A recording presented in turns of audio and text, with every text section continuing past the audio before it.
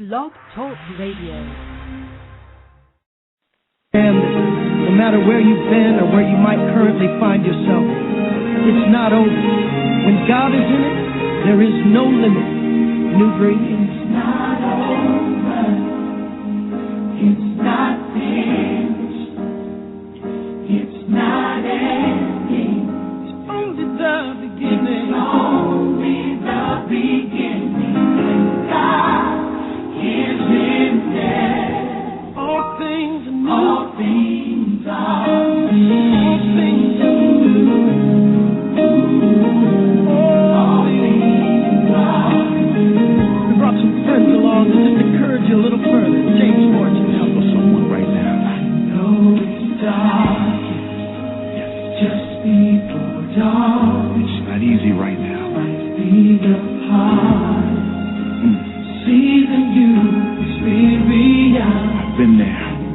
It hurts. But it won't last. Won't be too long. Won't be too because long. You are closer than you think you are. You may not see it yet. Closer than you've been before. Come on, Israel. Oh, look to the sky. Help is on the way. It's not over. It's not finished. It's not finished. It's not the end. Your story's not over. This is only the beginning. He makes all the difference. He makes all things new. Yes. With God. All things are new. All things are new. In the spirit, I sense something starting to move. Something is moving. Everything is turning around.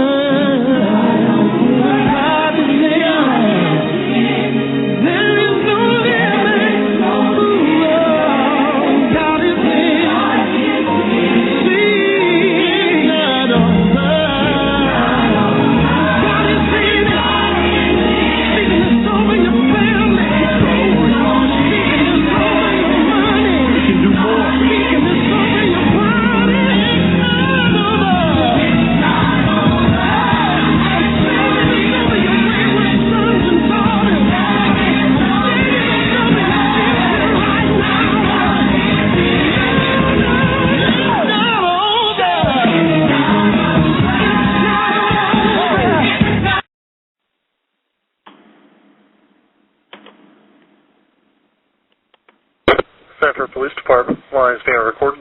Sean. Hey, we've had some break-ins in my neighborhood, and there's a real suspicious guy.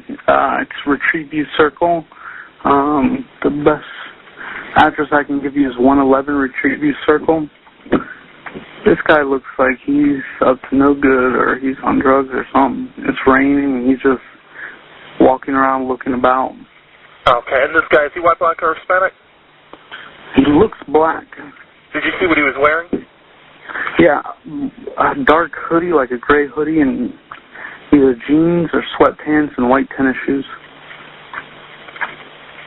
He's here now. He was just staring. Oh, he's just walking around the area? At all the houses. Okay. And now he's just staring at me. Okay, and so it's 1111 retrieved you or 111? That's the clubhouse. That's the clubhouse. Do you know what he's near the clubhouse right now? Yeah, now he's coming towards me. Okay. He's got his hand in his waistband. Yeah, he's a black male. Okay. How old would you say he He's looks? got a button on his shirt. Late teens. Late teens, okay. Something's wrong with him. Yeah. He's coming to check me out. He's got something in his hands. I don't know what his deal is. Okay, just let me know if he does anything, okay? Over here. Yeah, we got him on the way. Just let me know if this guy does anything else. Okay. These assholes, they always get away. Yeah. When you come to the clubhouse, you come straight in and make a left. Actually, you would go past the clubhouse. Okay, it says on the left-hand side from the clubhouse? No, you go in straight through the entrance, and then you make a left. Yeah, you go straight in, don't turn and make a left. Shit, he's running. He's running? Which way is he running? Down towards the other entrance of the neighborhood. Okay, which entrance is that he's heading towards? The back entrance.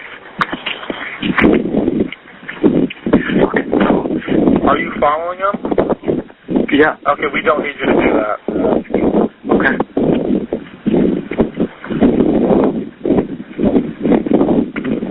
All right, sir, what is your name? George.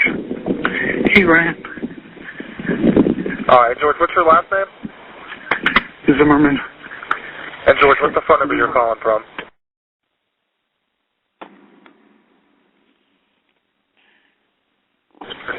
All right, George, we do have them on the way. Do you want to meet with the officer when they get out there? Yeah. All right, where are you going to meet with them at? If they come in through the gate, tell them to go straight past the clubhouse and straight past the clubhouse and make a left. And then they go past the mailboxes. You'll see my truck. Okay, what address are you parked in front of? I don't know. It's a cut through, so I don't know the address. Okay, do you live in the area? Yeah. What's your apartment number? It's a home. Oh, crap, I don't want to give it out loud. I don't know where this kid is. Okay, do you want to just be with him right near the mailboxes then? Yeah, that's fine. All right, George, I'll let him know to meet you with you out there, okay? Actually, could you have him call me and I'll tell him where I'm at? Okay, yeah, that's no problem. You need my number or you got it? Yeah, I got it. Yeah, you got it. Okay, no problem. I'll let him know to call you when they're in the area. Thanks. You're welcome.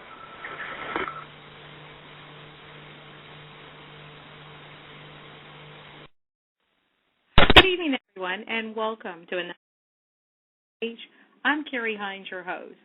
That was the voice of George Zimmerman on the night of February 26, 2012, as he was reporting Trayvon Martin as a suspicious black male to the Sanford Police Department just minutes before he shot and killed him.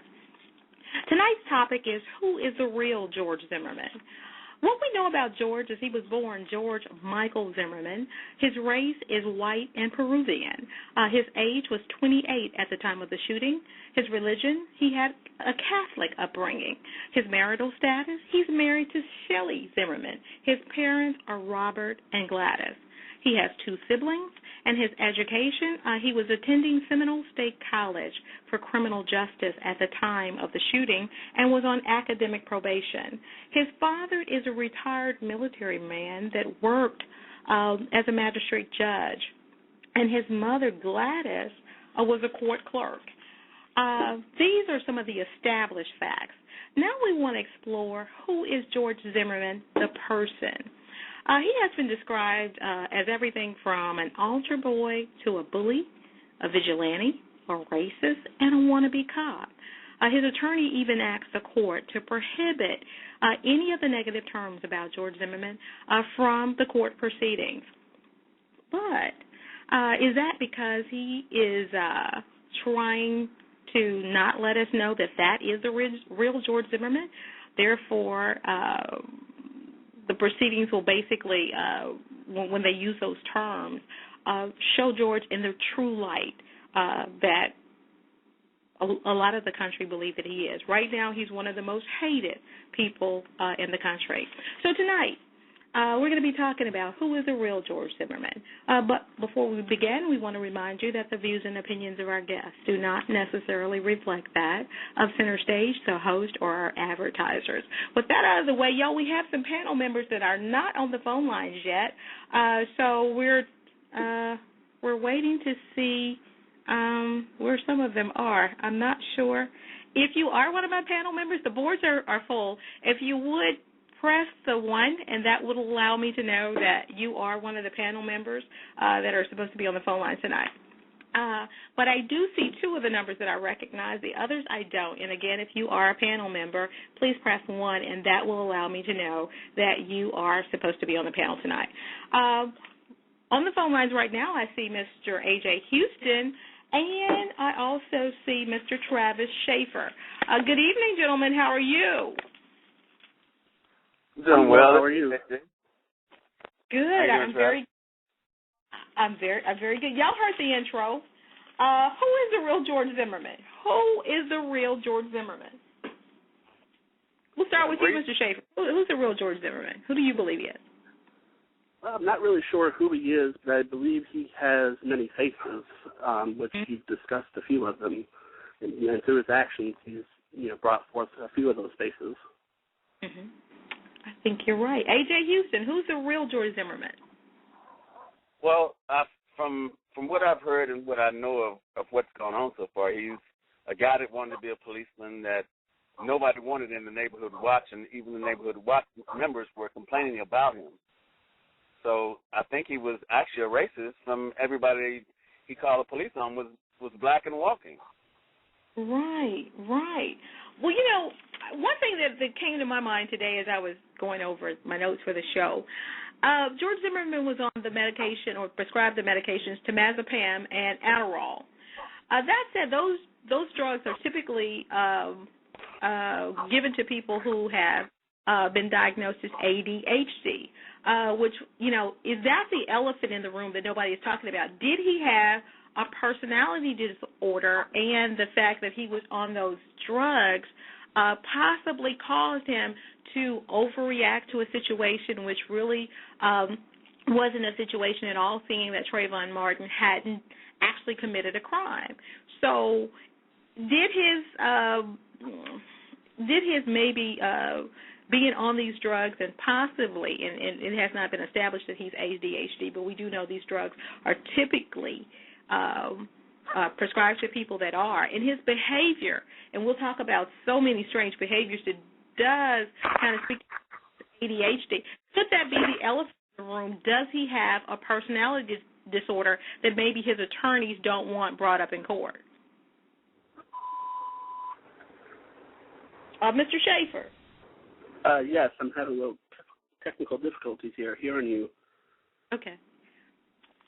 Let's start again. Is it possible that the elephant in the room is that George Zimmerman is ADHD? And so if that's the case, the medication that he was on caused him to overreact to a situation that really wasn't even a situation, seeing that Trayvon Martin was not committing a crime at the time that he confronted him?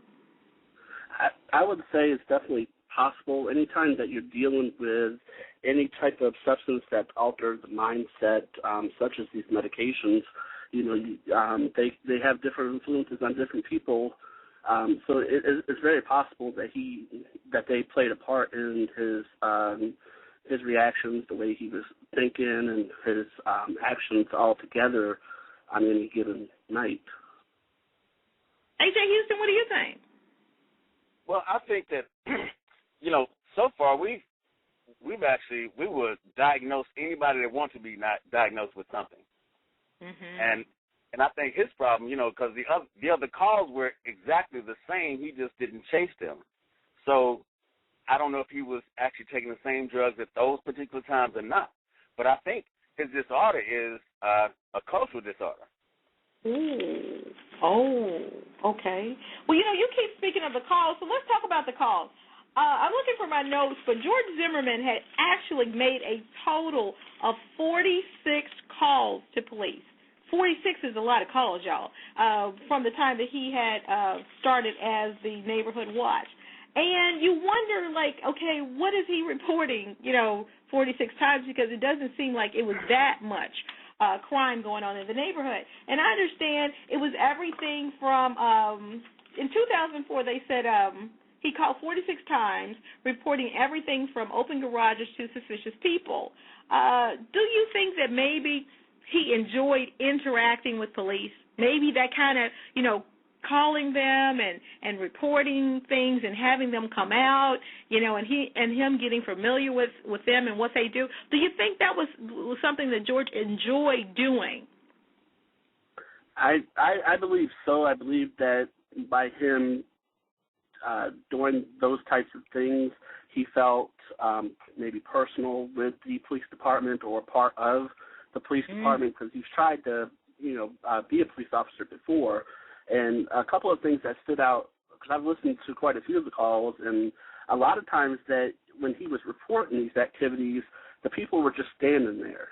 And this last call that you just played, two things that kind of stood out was when he stated that today I always get away with this. Well, It makes me think, because, they're not doing anything but standing there. What's there to get away from, that type of things? But I do think that by him being part of the neighborhood watch, making these calls, that probably, I think he maybe have kind of been part of a personal level with the law enforcement indirectly. Wow. And AJ, do you agree with that? Yes, I agree with it, but I think that was his closest, since he didn't pass the police exam and he wasn't a policeman. That was the closest he could be to being a policeman. So to me, he liked the authority. He liked the authoritative place where I can call on anybody, because, even with this situation with Trayvon, he said, from a distance, in the dark, in the rain, he said, look like he's on something. He's up to no good. And he was sitting there with his hand in his waist.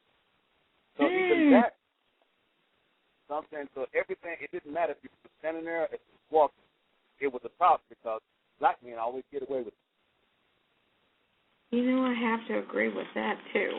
I think another thing that I saw, and I'm looking for my notes on that, I wondered, with somebody calling the police department 46 times, they kind of get to know your voice and who you are. You know what I mean? And with the officers going out, probably on the majority of these calls, they probably got pretty familiar with who George Zimmerman was, too.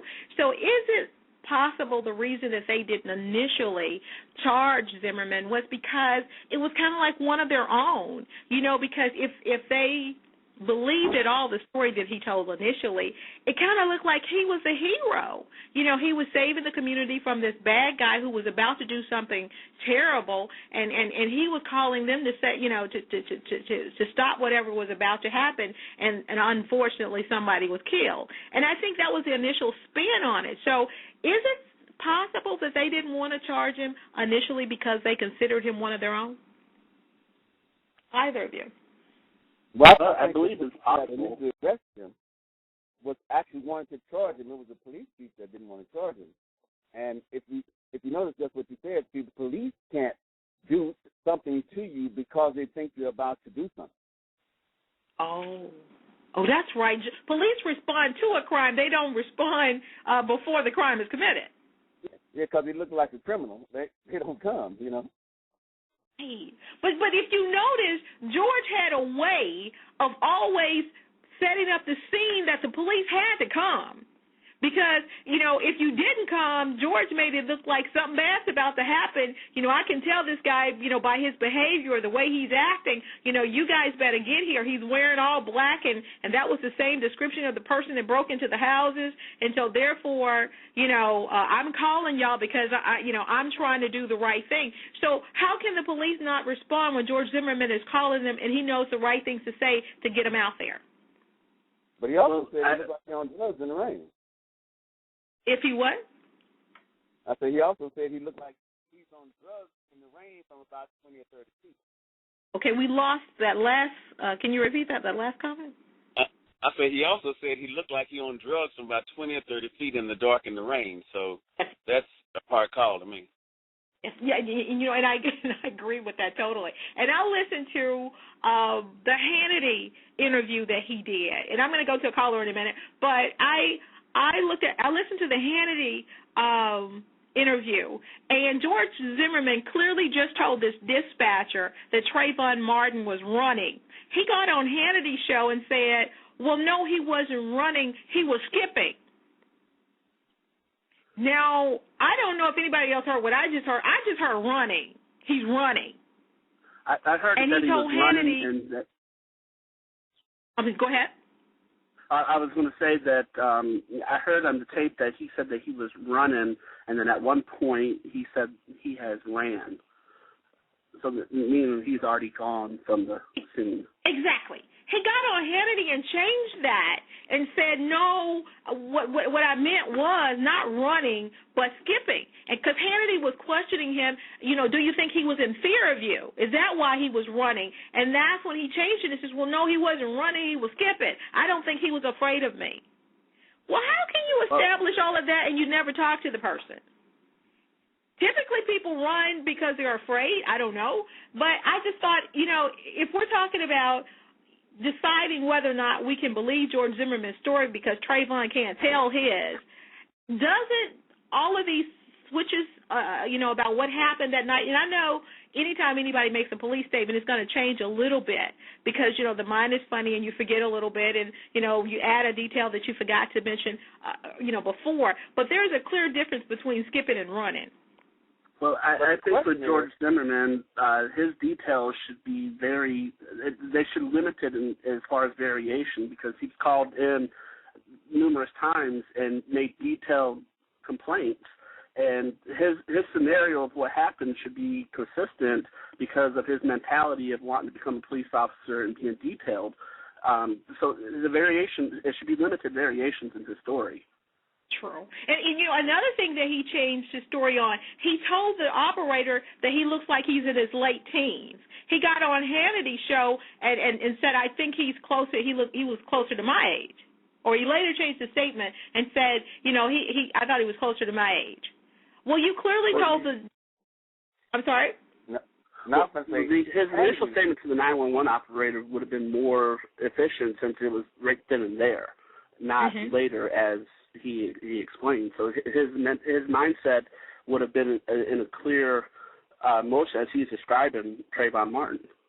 To the operator, not months later, not almost a year later, or months or a year later. I agree. So I thought that was very strange. Those to me are two very key things that he's changing and saying, well, I meant to say, or no, I didn't say that, I said this. Well, to me, that has a lot to do with whether or not we can believe him and his side of the story. See, and Trayvon can't tell his. I'm just saying that is just something. Were you saying something, AJ?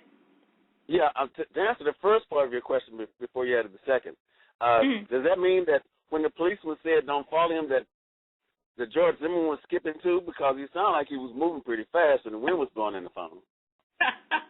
This is true. Well, he told the operator that it was following him, and he sounded like he was pretty winded. So, yeah, I agree. So, I don't know. It's just, So he was skipping? I'm sorry. I don't know what skipping looks like in the dark.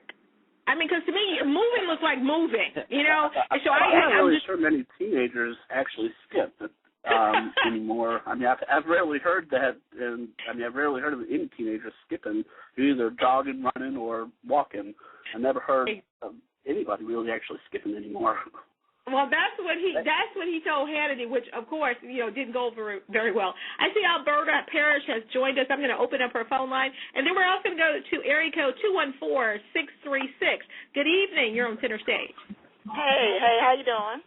Fine. How are you? Yeah, I just got here, and I wanted to talk about Zimmerman's abusive behavior toward his ex-girlfriend. That's really what I want to talk about. The media doesn't really talk about that much. They don't explore that part of him. Well, but we got that in. Sounds like he was an abusive guy. They said that she took out a restraining order on him because he hit her, right? And then he later took out a restraining order against her, said that she had hit him with a bat. Oh, wow. And you know what? He probably deserved it. Oh, wow. Oh. Because, she was fighting back against this abusive guy.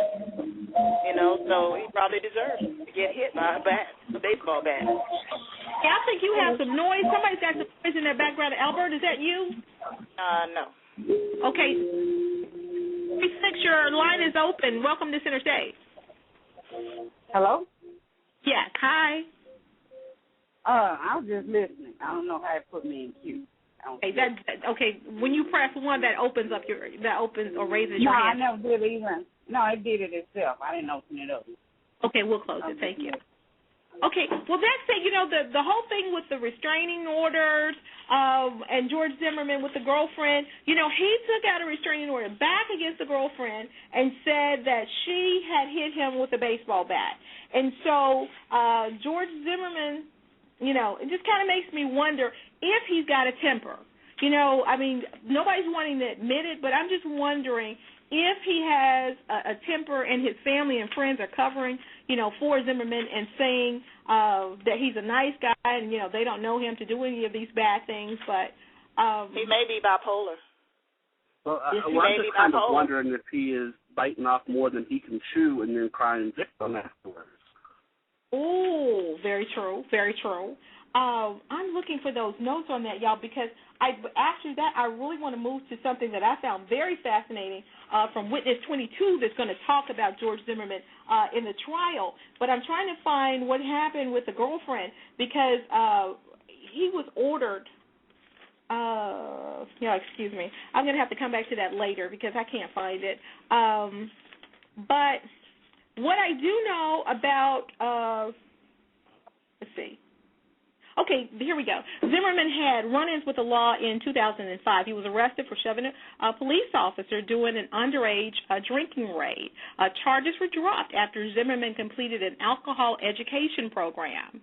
And then Zimmerman, in the same summer, he and his fiancee had whatever the situation was, and she took out the restraining order against him, alleging that he had hit her. And he responded by taking out a restraining order against her, claiming that she had hit him with a baseball bat. So that was in 2005. Then in the same year, Zimmerman reportedly lost his job working as security for illegal house parties for losing his temper. So I see a pattern. I don't know if anybody else. I see a pattern. With a pattern based on the crowd that he's with and who it's with. Oh, okay. Kind of the heckle and jive with his family friends is one way, and then when he's out, when no one's looking, so to speak, he's a different way. That could be very true. Because, they said, the coworker said that George Zimmerman's temper at work became a liability. So they eventually had to let him go because basically, I guess, these rages that he would fly into, they saw them as the situation not being as big as George would make them, so they had to let him go. So it seems like he's had some problems on the job, which takes me to Witness 22, y'all. And we're moving pretty quickly, y'all, tonight because we can only talk about George Zimmerman for the first hour. We're talking to Mr. A.J. Houston in the second hour about his new book, Makin It. So I'm moving pretty quickly tonight, y'all. But Witness 22 is of Middle Eastern descent, and his account or statements to the police about George Zimmerman, to me, are very telling. And this is what Witness 22 said. Witness 22 said that when he worked with George Zimmerman. George was a crowd pleaser. And so George would basically heckle this guy and do all these comedic acts, in the lunchroom about this guy. And this guy went on to say that George, would say, in a Middle Eastern, accent, I'm a terrorist, so, which is a cruel, thing to say to someone Middle Eastern. And he would say this, and this is this guy's job. And so George would do all of these things to the point that, he would give the guy things to do that really didn't have anything to do with the guy's job description. And then when the guy would do it, George would then tell everybody, this guy's an idiot, he's a moron, he's stupid, he listened to me and I told him to do X, Y, Z, and that isn't even his job, that type of thing. So the guy said that his actions were that of something like a middle school or high school pranks, but at the same time they had a racial overtone to them. And he said that George did this to him to the point that he wanted to do some violent, things to George. But eventually George ended up getting fired from the job, and the guy didn't even have to do that because what happened was George made so many complaints to corporate about how the store was being run and how that he thought things should be better and da-da-da-da. And so he contacted them so many times that HR said, let him go. We got to let him go because, he's more trouble than he's worth, so let's get rid of him. So does that kind of speak, to the fact that, George Zimmerman's family keeps saying that he's not a racist, yet we keep seeing all these things that kind of indicate there's something to that racist, term that people keep using when they say George Zimmerman? I think there's definitely an element. Yeah. And that was you, Mr. Schaefer? Yes, it was. Go ahead, Alberta. I mean, I see a pattern, so that's why I brought up the domestic abuse allegations, because I do see a pattern with this guy becoming very angry, blowing up at people. And, I just had, recently ended a relationship myself with a guy that was quick to blow up at people, and I'm wondering whether this guy may have bipolar disorder. I'm wondering whether Zimmerman has bipolar disorder because, he might be on medication right now for something, on some type of medication for psychiatric problems. And that could have affected his judgment on the night that he shot Trayvon Martin. I wonder if his medical records are going to come into play, because I think they're very important to this case, because that same coworker said that he ended up writing a letter to management and HR about the taunting that George kept putting him through. And he said that when they got their turn to go to the manager and discuss it, he said George was so convincing. He sat there thinking, well, did I overreact? George was, this guy says this, Witness 22 makes this statement to police. He said George was so absolutely convincing that he himself began to wonder, well, maybe I did overreact. Okay? That gives, that to me, that was very telling. That this guy knew that, George, basically he said George was a crowd pleaser. George would get in front of people and do this. When they were one-on-one, it wasn't anything going on, but whenever George was in front of a crowd, then George was a crowd pleaser or tried to fit in, So that was just, I just found, Witness 22 just absolutely fascinating when, as he described his situation of working with George over I think a course of a couple months, but it was horrible for him. Also, another thing I found out about George is George's background from a kid could have a lot to do with how he turned out as well. They say he had a very strict upbringing. He was a Catholic, and his father was very strict. And the neighbors in the neighborhood, the old Manassas neighborhood where they grew up, said that Robert Zimmerman never allowed his kids to play with the other neighborhood kids, that they played in the yard amongst the three of them, but they were never allowed to come out and play with the other kids. Does that speak to the fact that maybe he wasn't well socialized? Well, I think it speaks to the fact that it shows that where he wants to play into the control and the authoritative position, being controlled and himself growing up. Oh. Now that could be that. That could be. It could be an authority thing that he resented the way that his father.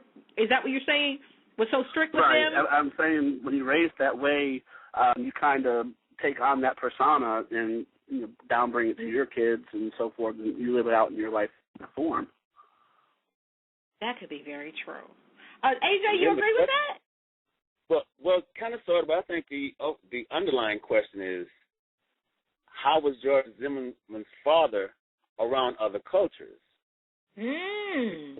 Because he could have gone to his attitude toward blacks from the little knickknacks and things his father said, so he didn't have any interaction with anybody else. He could have been taught that. That could be very true. And the thing is, I think, too, that George Zimmerman, I don't know if I really believe either he gets it or he's turned this whole thing into like a big, like I'm a celebrity kind of thing, which doesn't make sense because, in one of the hearings early on, during the bail hearing, George Zimmerman apologized to Trayvon Martin's family. He even asked for a private meeting with them. But body language experts say that George did not appear sincere and that it was an act for the cameras. And so does he like... Does it what? I'm sorry. Who was at this phone? Well, I heard a phone drop too, so. That was me. I'm sorry. I apologize. But I think it kind of speaks to the fact that maybe George thinks this is like a big thing for him to like become this rock star kind of mentality, as opposed to the fact that this is a very serious situation in which a 28-year-old man took the life of a 17-year-old for absolutely nothing. So I wonder if George Zimmerman even looks at it like that, because I was looking on his Facebook page, and this is what he said, and I just found this shocking because it's like he doesn't get the big picture. He said, on February 26th, I was involved in a life-altering event which led me to become the subject of intense media coverage. As a result of the incident and subsequent media coverage, I have been forced to leave my home, my school, my employer, my family, and ultimately my entire life. This website's sole purpose is to ensure my supporters they are receiving my full attention without intermediaries. Does that make sense? That's what I said. Does that make sense? Wow. Go to guys. Go to his Facebook page. That's on there. And I thought, huh?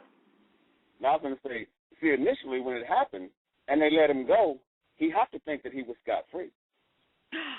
Oh. This was posted April 1st, 2012. I'm saying because he went down and they took the pictures and talked to him and kind of let him go because the arresting police officer wanted to arrest him and charge him with murder. It was the other officers within there that said, okay, they tried to diffuse the situation because if it didn't receive this media attention, it would have been hush-hush, and it would have been kind of swept under the rug until everything just went completely, array. Wow. You could be right. Alberta, what do you think? What do I think? I mean, this guy, first of all, I hope he get life in prison, but, that might not happen. I know it may not happen. I mean, I'm just saying it may not happen because he is only charged with second-degree murder. But if he was charged with a hate crime, he might get life in prison. But they didn't charge him with that because they wanted to cover up the fact that this was a hate crime from the beginning. Okay, so I got a problem with that. But, I think that this guy, he profiled Trayvon Martin from the beginning, from the very beginning. And he went after this guy. He assaulted this guy. He assaulted Trayvon Martin, and he killed him. You know, it should be first-degree murder, but hey, you know. You know, but speaking I believe of that, the second-degree murder does carry a life sentence. Oh, it does? From what I've read. Oh, okay. State of Florida, okay. All right. You know, it's funny you all are talking about. Yeah, I didn't know that. You're educating me on something I did not know. And I meant to look that up. I believe the second degree does carry that. It does. I wish somebody else could Google that. For the state of for Florida. the end of the hour, because you know what I found out. I was listening to HLN After Dark again today, one of their YouTube videos about this, and they were talking about the second-degree murder charge. And two attorneys said that if they had to choose between sitting on the defense or sitting as a defense attorney or sitting as a prosecuting attorney, they would prefer sitting on the defense side. And their explanation was that the defense issue, George Zimmerman, is claiming it was self-defense, and all of these different questions that he brought up, making it look like, Trayvon Martin, approached him, and Trayvon Martin hit him, and he was just defending himself. They said, the burden of proof is going to be on the prosecution, so therefore they felt second-degree murder would actually be hard to prove, and that he may get manslaughter. Well, I believe by him actually claiming self-defense, even though the state is required to prove it as well, I believe he has to maintain that proof because he has to defend himself for self-defense, and by claiming self-defense and defending it, he has to prove that it was self-defense. I looked, at the file again today, and one thing I noticed, and if you look on the pictures on the website where they show the two pictures side by side of George Zimmerman's face the night that the shooting took place, and then the back of his head where they're showing, the little cuts that he got and the little blood running down it. Pay attention to his jacket, front and back. The top of the top part of his jacket on the back side has nothing. No grass stains, no mud, no nothing. The front of his jacket and his jeans and his shirt, no blood stains, no grass stains, no nothing. Isn't it almost impossible for George Zimmerman and Trayvon Martin to have had the physical altercation that he claims to have happened, and none of George Zimmerman's blood got on Trayvon Martin? Isn't that almost impossible? This is a guy who's telling us to believe his side of the story, but isn't that almost impossible?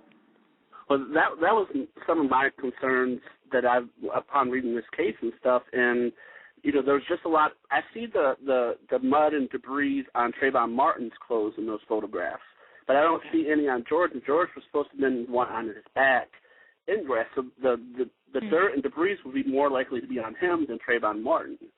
And we know Trayvon Martin's body was found on the ground, so that's consistent with but he wasn't the moving stains on his ground. George Zimmerman was. No, I mean the way they found the body. Right.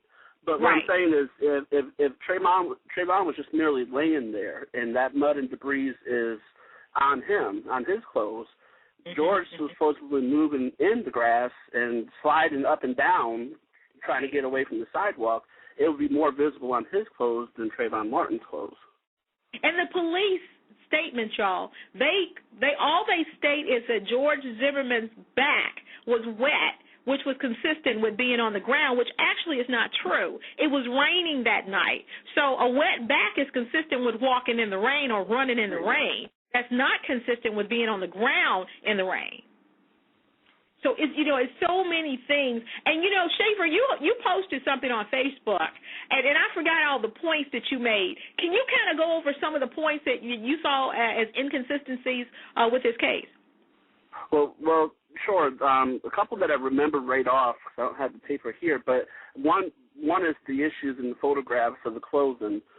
Like I said, he in George Zimmerman's statements, he said he was scooting down away from the sidewalk, and then he would have been sliding in the dirt and grass, so those markings would have been visible on his clothes more than Trayvon Martin's clothes. And then the blood and DNA on Trayvon Martin's hands, there is none. George's nose was bleeding, and if they're at that close of a contact, and he said in his statement that Trayvon had his hands over his nose and his mouth, so the blood would have been there. Very true. Think of that. Shouldn't Trayvon Martin have had hands? Should have had George Zimmerman's DNA on it. His blood all over Trayvon's hands. I think he would have, because he said he was smothering him and his hands over his nose. His nose was already broke at that point. I so agree. And these are things, y'all. What we're speaking to tonight is if we are to believe the only witness that to the initial altercation, then we got to first of all believe everything he said. And if there's inconsistencies in what he said that may prove him to be a liar, that speaks to character, which speaks to what really, can we believe what he said really happened that night? That's vital to this case, y'all. There's no way around it. We got to believe George Zimmerman, things happened like he said it happened, or to me, that says something else is wrong with this story. And the question that they kept talking about on HLN is the issue with reasonable doubt. And I thought, if this whole thing hinges on reasonable doubt, George Zimmerman has been around law enforcement long enough to know, and his father being a judge and mother being a court clerk, enough to be able to put reasonable doubt in the minds of the people that are going to be listening to this case. Or even in his initial statement. I kind of disagree, because initially the pursuit of anybody is an act of aggression. The policeman told him initially, say, are you following him? And he's reading her and say, yeah. He say, well, we don't need you to do that.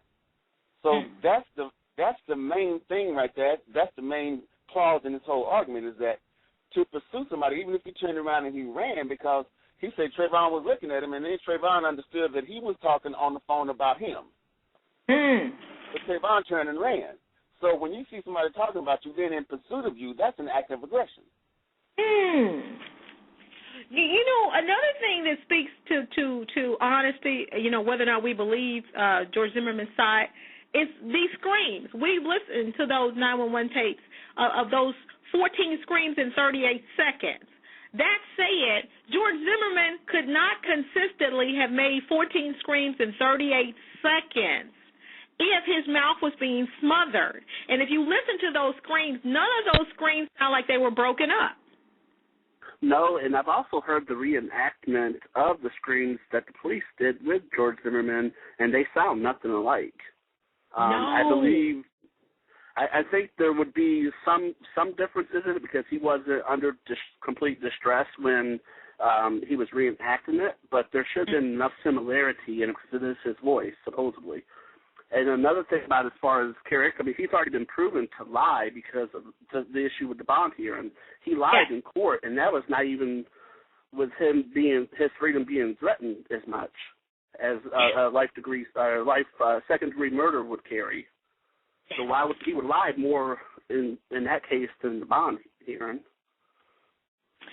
I totally agree. So, all we're establishing, is the fact that if we're gonna believe this whole story just the way George Zimmerman said it happened, then we got to believe him as a person who doesn't lie. And if all these things are lies, then that speaks to George Zimmerman's character. Another thing I have to question is, he said he never racially profiled, black men. He said he wasn't a racist. Yet, I don't know if anybody's going to his MySpace page, but George Zimmerman had a MySpace page, y'all, and you're going to be very shocked when I tell you what his handle was.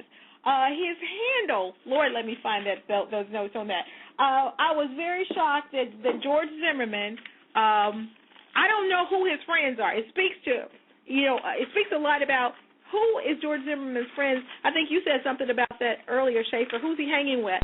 His log on was that niggy. That niggy. Wow. DATNIGGY.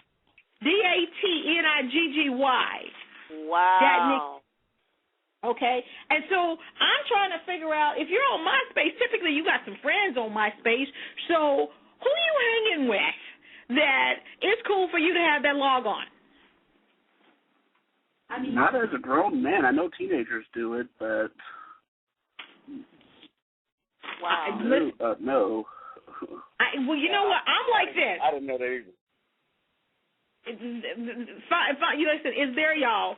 And I'm thinking, who was he hanging with that was acceptable? Because, I got white friends, y'all, and ain't none of us that close that they could use that log on and we be cool anymore.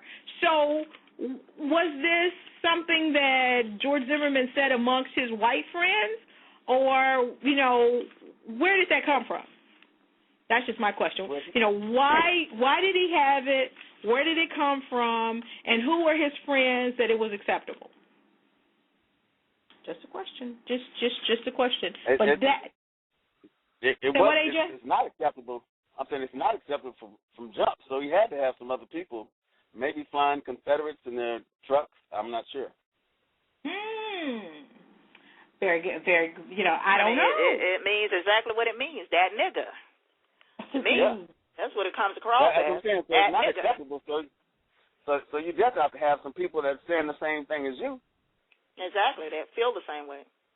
And I'm looking for my notes on that. I know a lot of white supremacists visit my Facebook page and my YouTube page as well.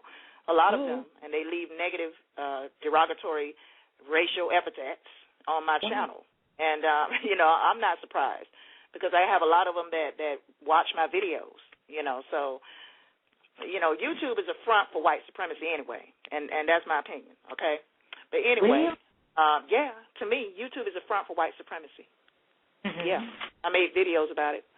But, but it just means, like I said, that nigga. He was a racist and always has been, So whether he was taught how to be that, whether his parents were that way and they taught it to him, it doesn't matter. He was a racist. Let me correct that. His MySpace account name was D-A-T, Niggy, N-I-G-Y-T-B. I see it. Dat Niggy TB. And it basically, that's supposed to be a mash on the term Dat Niggy and Tugboat. Okay, I don't know if that's a cartoon. I don't know. Is that a cartoon? I don't have any kids, so I don't know. When I saw Tugboat, I thought, I would take it as that nigga. He means that nigga. See, to me, that's how it looks. You got kids, and you hadn't heard of it. I got kids, never heard of that. So. Exactly. When somebody says I'm not racist, to me that typically indicates that I can look at your past and I won't find anything that looks like a racist. But when I look at George Zimmerman's past, it's not crystal clear that he's not a racist.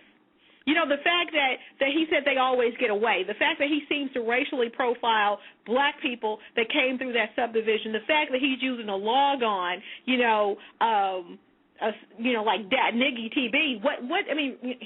I don't know. But that I found very, very interesting, y'all. And I just thought, okay, somebody's going to have to prove to me that racist comment that people say about George Zimmerman just isn't true. But so far, I haven't found any evidence. One other thing, Kheri. One other thing, since they was trying to bring Trayvon's pictures from his Facebook page and him, all these other things in, so evidently George Zimmerman's items are coming into play also. But Trayvon is not accepted.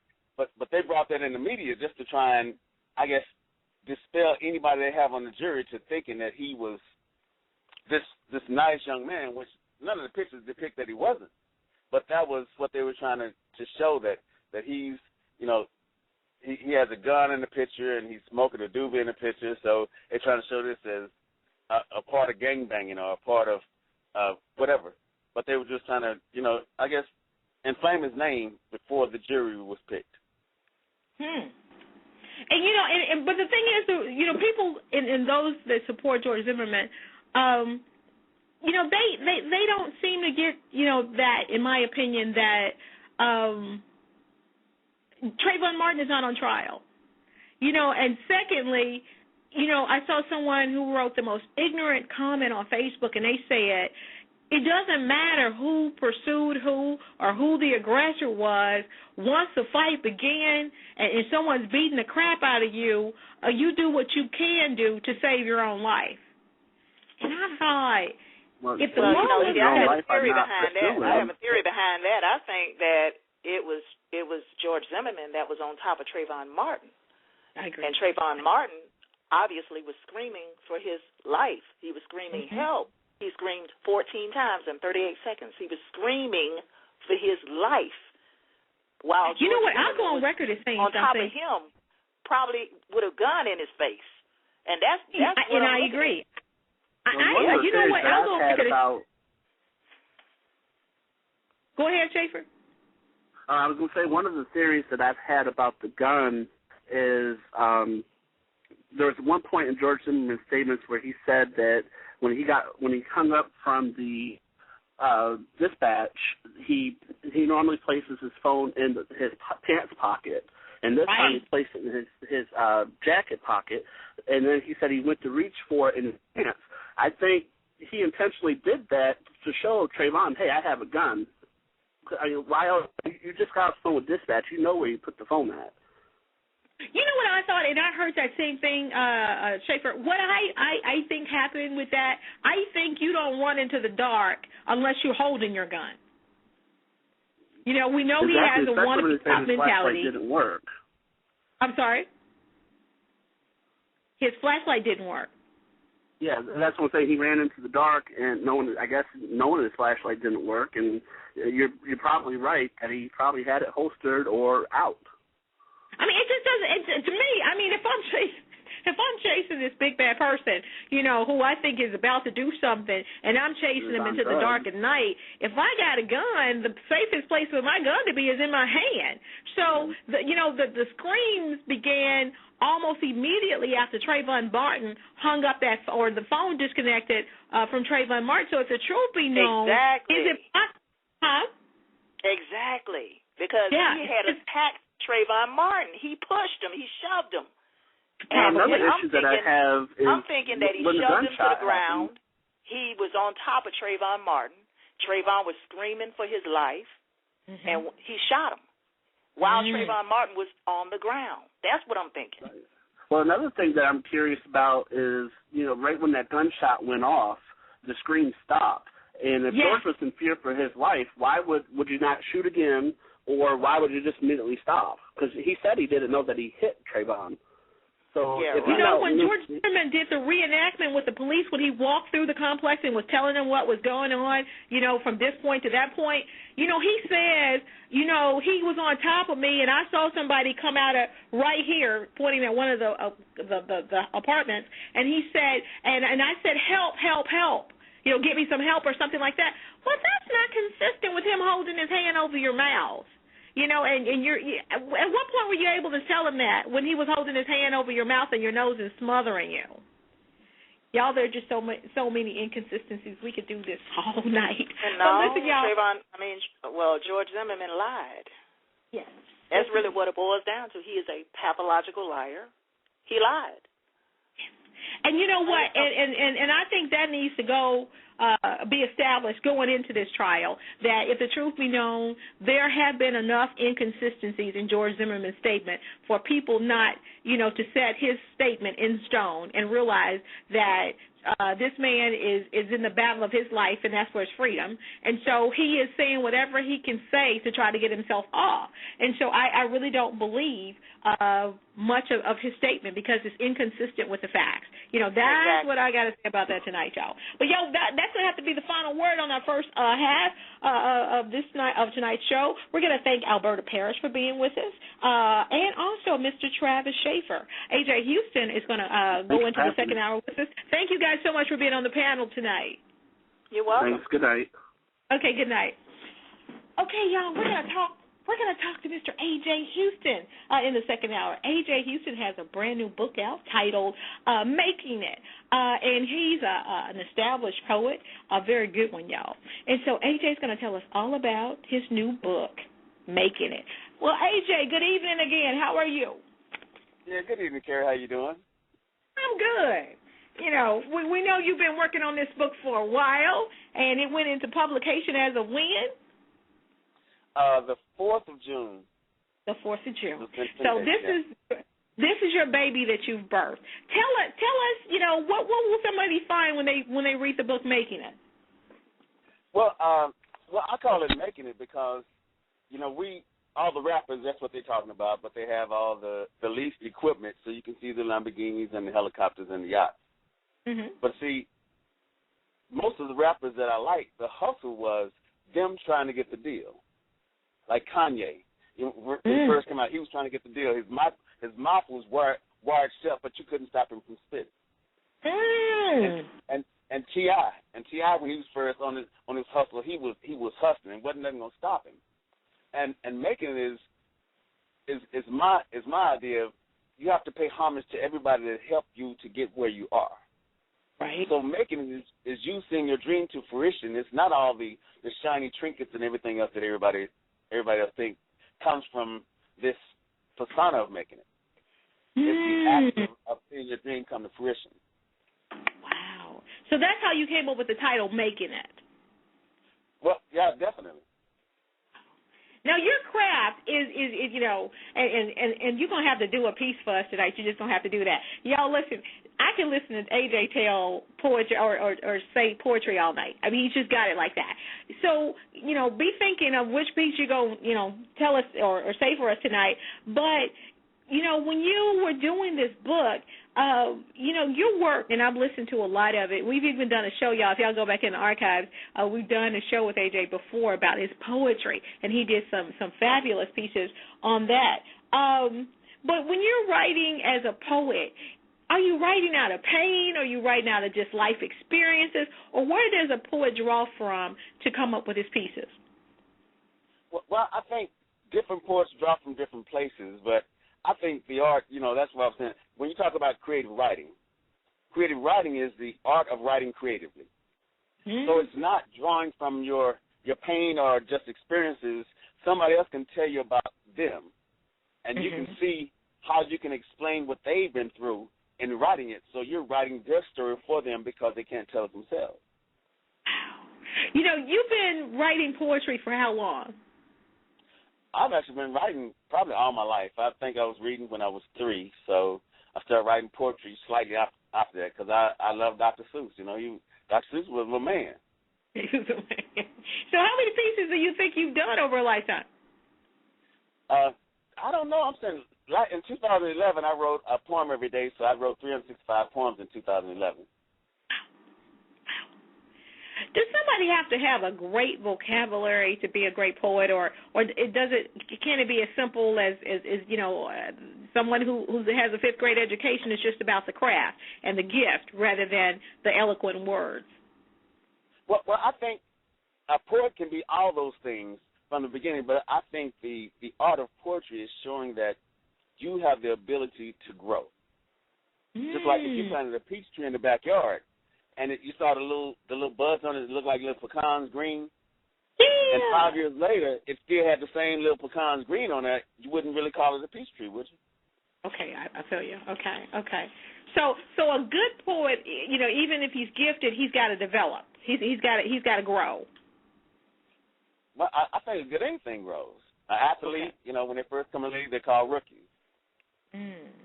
And you don't expect the same mistake from a rookie as you do a seasoned pro or somebody that's been to the Pro Bowl or somebody that's been to the NBA All-Star game or the baseball All-Star game or the hockey All-Star game because they've developed their skills. Now you do poetry slams all across the country, and you know, AJ's even a part of a poetry slam team. AJ, when you're getting ready to go up on stage, and I always wondered this when y'all do that, it's just like anybody with any other talent. If the person who goes before you just kills it, what does that do to your energy going up on stage? Well, I think you gather energy from the audience. And the person before you kills it, the audience is already high.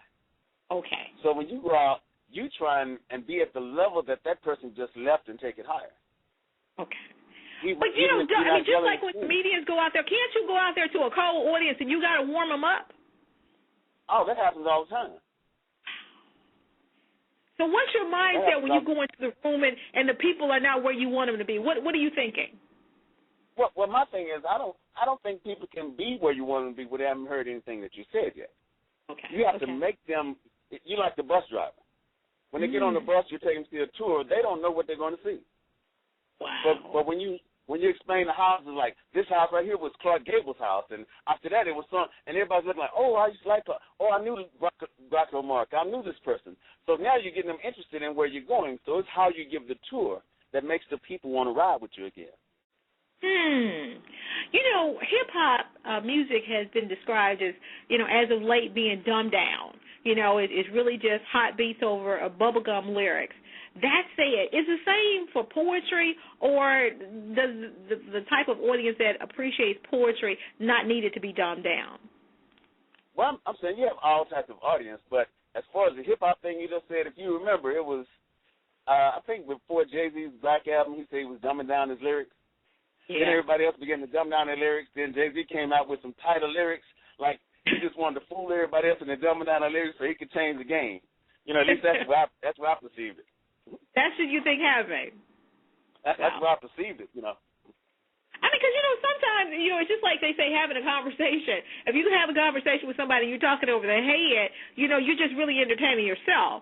So when you're talking to your audience, is that taken into consideration when you're writing your pieces that, you know, oh, my God, that may be too in-depth, you know, they may not get that one, so therefore you reword it, or do you go with your first feeling for the piece? I'm saying, as for me, I write a lot, you know, because I actually just finished a poem the other day, so I write a lot. So my thing is, when I go in, my father used to talk to me when I was small, but he'd tell me some things that he knew I wouldn't understand the whole of, but he knew I understood what he meant from where I was. But there were things I could mentally grow with, you know. So it wasn't that he gave me too much. He just gave me what I understood, but left something there I can grow with. So I think that's what poets should do is give you something to take with you, not just something to eat there, something to take with you like a doggy bag or something. So you want them thinking about you after you go and left the stage. On their way home, you want them to still be thinking about something you said on stage. Exactly. You know, the best comedians, a lot of times when you get home, you laugh at the whole set, but there's a joke or two that you got on the way home. Yeah. And you just started laughing like, oh, okay, I got it. Exactly. You know, there's always something in there that you kind of keep with you because it should touch you in places that you hadn't expected to be touched that particular day. Well, do you have favorite pieces that you do, or you know, do you have favorite pieces where you think, okay, it killed in St. Louis, so I'm gonna have to try this in Chicago and Memphis too? Do you have those pieces where you just know they're gonna work? Well, I used to, but I started thinking that every piece would work. And, you know, not being facetious or acting like I'm all this and that. It's just that, you know, me and a friend of mine, Dave Stunley, we did a 13,000-mile tour. We did 41 gigs. We went across the nation, and we went to places like Albuquerque, Salt Lake City, went to Vermont, went to Bellingham, Washington, and places in Washington I hadn't even heard of. And some of the places I went to, it looked like I was the only black in the city. Whoa. Not just in the event. You know, riding around, I didn't see any of me. But the thing is the audience would gravitate to what's being said. They would gravitate to the message. So it didn't matter if I was talking about the black experience or if I was talking about love. It matters how you say it. And I guess my whole thing in it is it matters how you say it. Well, AJ's going to have to give us a piece in a minute, y'all. AJ, you need to be thinking about that. If you just tuned in, you're listening to AJ Houston, the author of the new book titled Makin It. He's also a very, very famous poet. And so, AJ, you know, I have a favorite piece, but, you know, every time you come on the show, I make you do that one. So we're not going to do that one tonight. Give us your favorite piece. Give us one that you know when you do it, you go, oh, I know this bad. Let me see, because right now I'm learning 20 new pieces out of the book.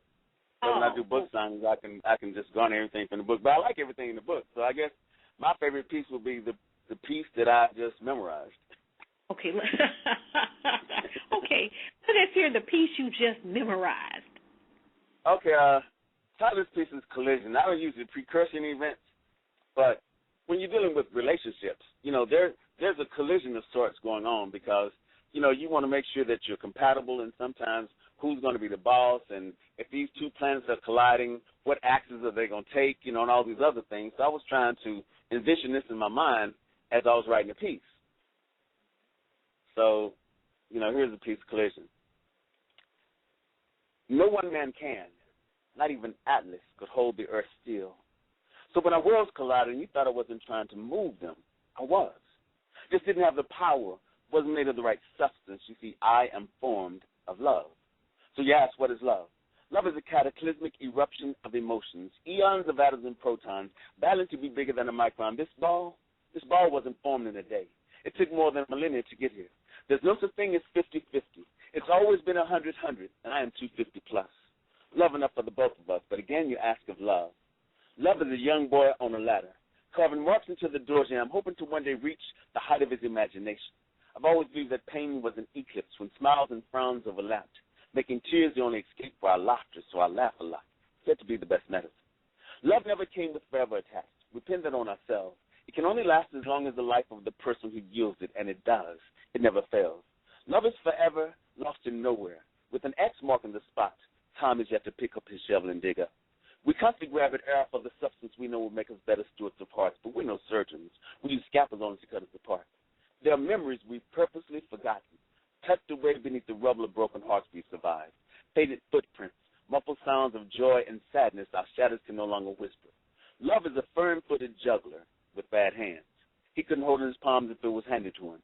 We live in this bubble absorbing ultraviolet solar radiation, so when worlds collide, the atmospheric pressure renders humans unable to breathe, gravity fails us, volcanoes erupt, and we're jettisoned out of our comfort zone. Love is a 10-year-old girl afraid to double dutch because her family's allergic to ropes. An overweight personal trainer who knows perfectly well what to do but can't stick to the plan himself. Love is a song in A minor sung in E flat. A 109-yard touchdown return in a baseball game, spring in December, an anonymous note in the bottle with the signature on the bottom. Doesn't always fit in the box we hide it in. Love is cross stitches and patches on the knees of our jeans from begging heaven for the fireworks we believe contained in our childhood fantasies.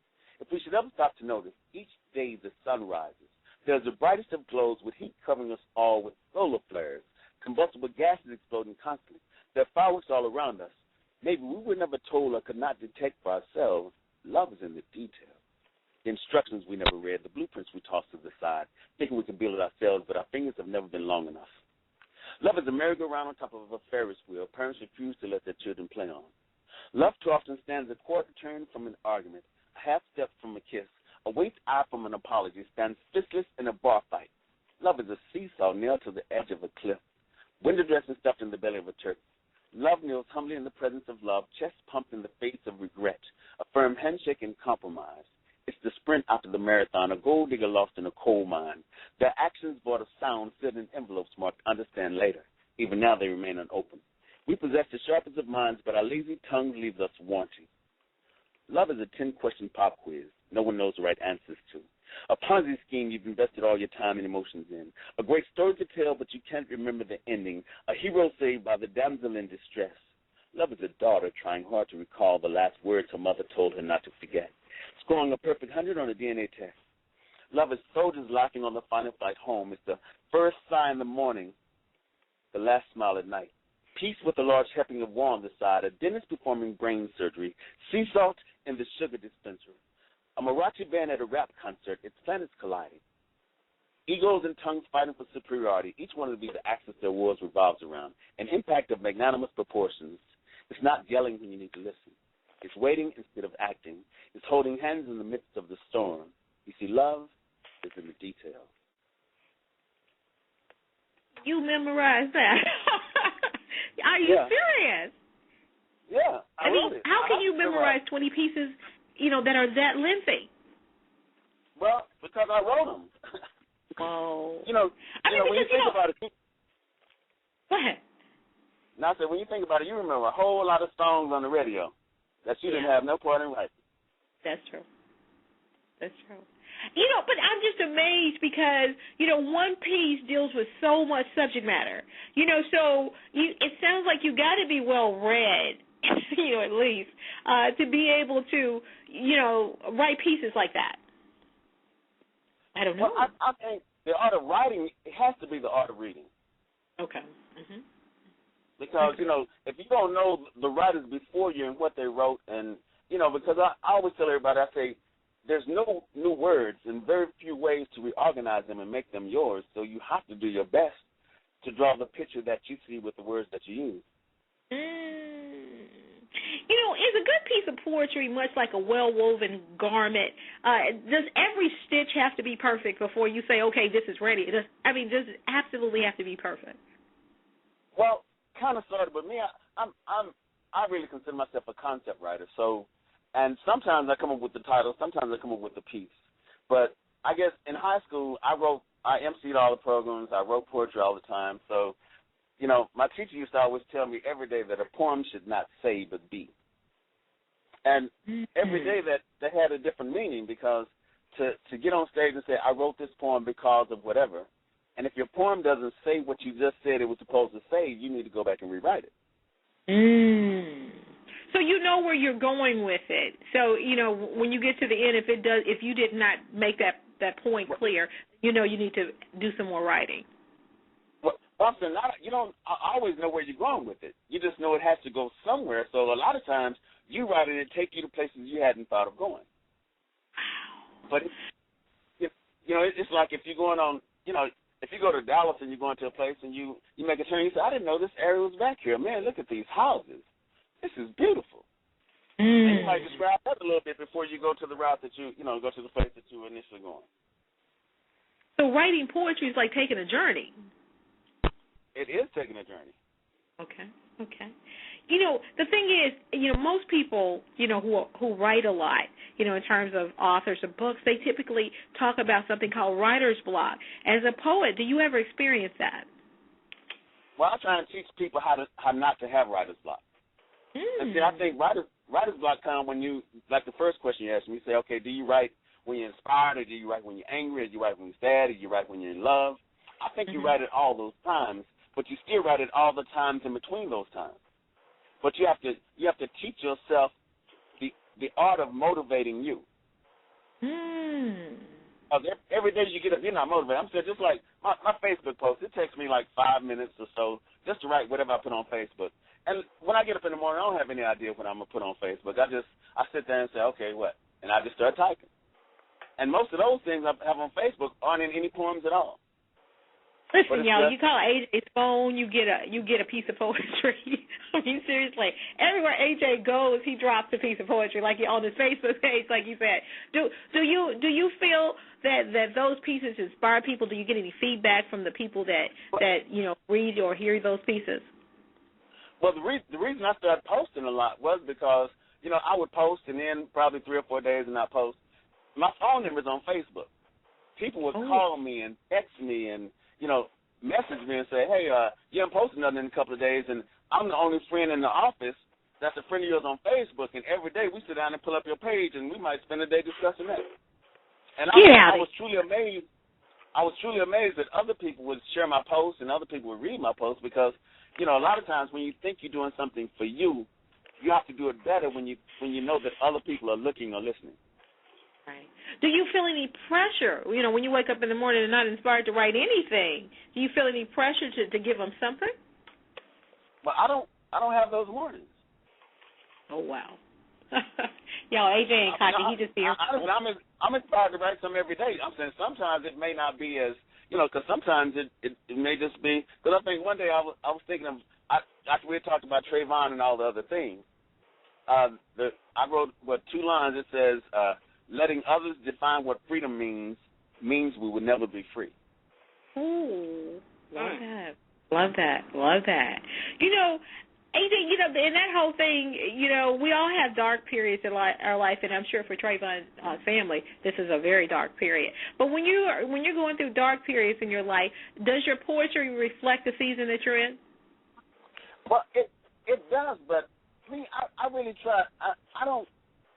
I'm an eternal optimist for truth.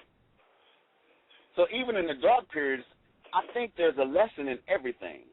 So sometimes when we just focus on the dark, we don't see the light at the end of the tunnel or the light in the middle or the light we just passed. Or we don't see that we have a pocket full of light bulbs and we could have changed the darkness in the beginning. You know, I mean, a lot of people feel like an artist's best work of lifetime, is birthed out of pain. I mean, you'll hear artists say that, I went through a really bad time, but, that's some of my best work came out of that. Do you find some truth to that at all? Well, I'm saying it does, but that's what I'm saying. You can't write hurt and it just be hurt. You have to write hurt to show the experience in it, to show the lesson in it, to me, I have to show that I learned something out of this day. Now, AJ, you got some kids. When you chastising them or what you do. I don't have any kids, y'all, so I can just imagine how this goes with AJ. But AJ, when you're getting on them about something, do you find yourself rhyming your poetry, or does it become no.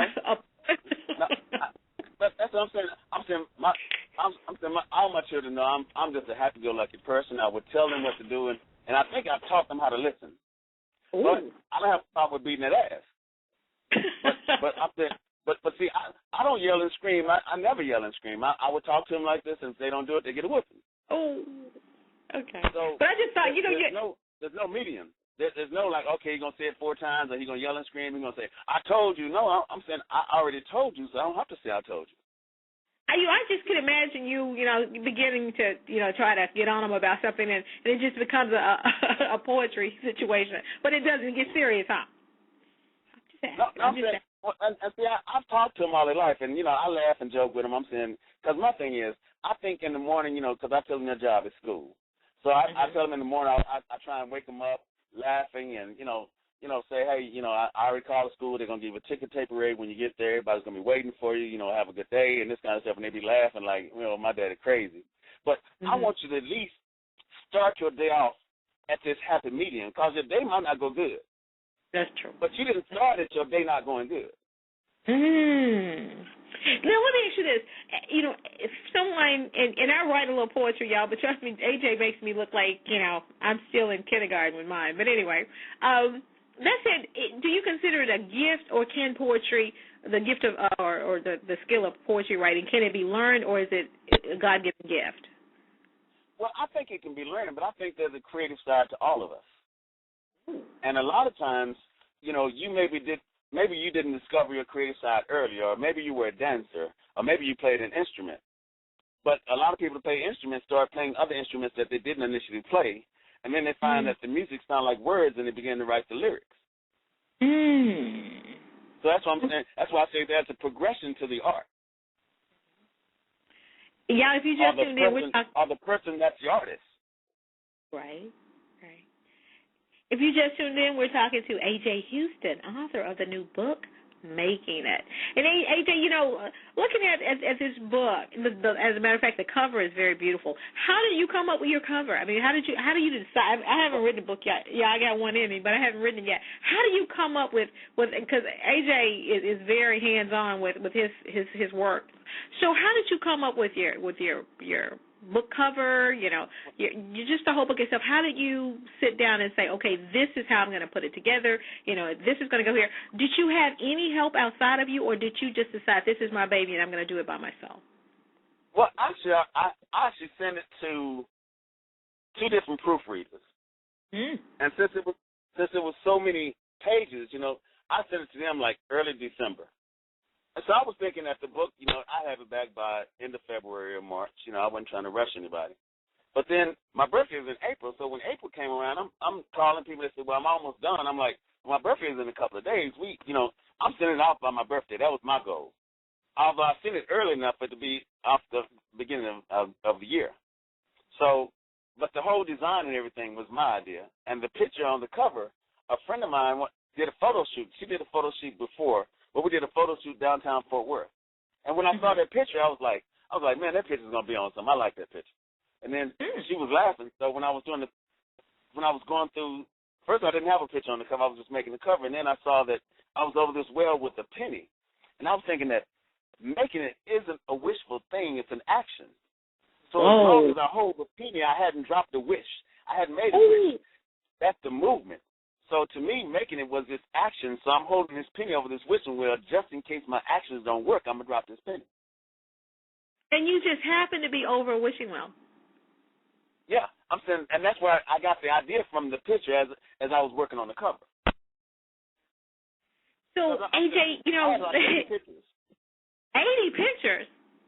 Yeah, and that's the way, it is a beautiful cover. I had a whole photo shoot downtown. Wow. So, you know, they say, how does the scripture go that a prophet isn't honored in his own, amongst his own kin or something like that? Y'all know which scripture I'm talking about if you're Bible reading people. But you know which one I'm speaking of, AJ. That say it.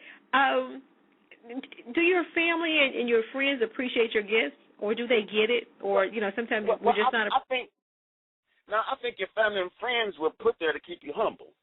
Ooh. Because they know what you've been doing all this time, so it's not new to them, and they really probably don't see the growth in your art or in what you do. They just say, oh, you're always right.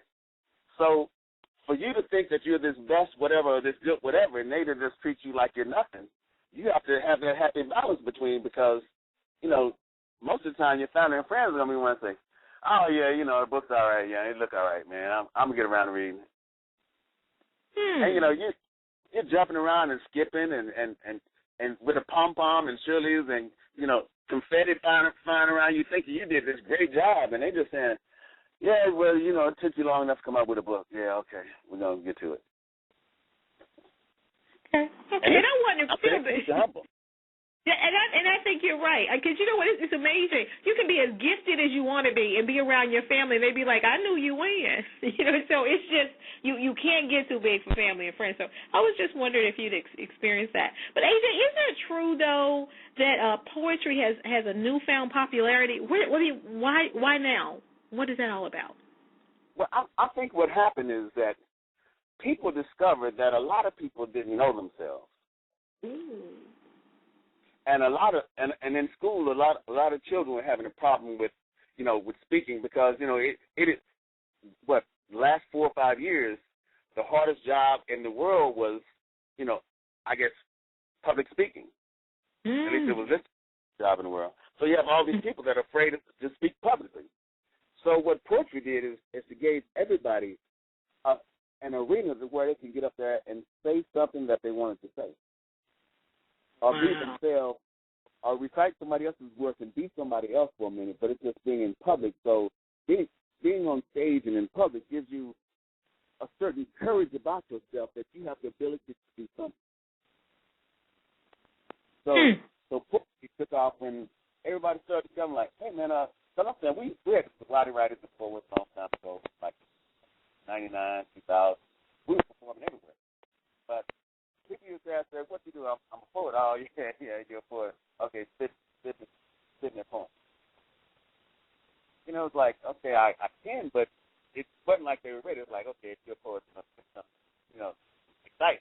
Give me something about, to keep stuff weird topic. But see, what I did is I've been writing all my life. So in the Army, my friends would come to me and say, okay, you're fading out on us? Okay, now in the Army, my friends would come to me and say, okay, if you're a poet, write me. You're fading out again. Okay, you hear me now? That's better. Mm-hmm. Okay, now in the Army, my friends would come to me and say, okay, you're a poet, write me a poem about whatever. So I would accept the challenge and write them a poem about whatever they requested. So I think that was my teaching element in teaching me to write regardless. AJ has had a sense of humor, y'all, since he was in the military. And I think he would say poetry even to the people that were under him in the military. AJ, what's the saying that you used to tell them when you told them to do something and they questioned whether or not that was the right thing to do? You would say what? If I tell you a mouse can pull a house, hook him up, we're moving.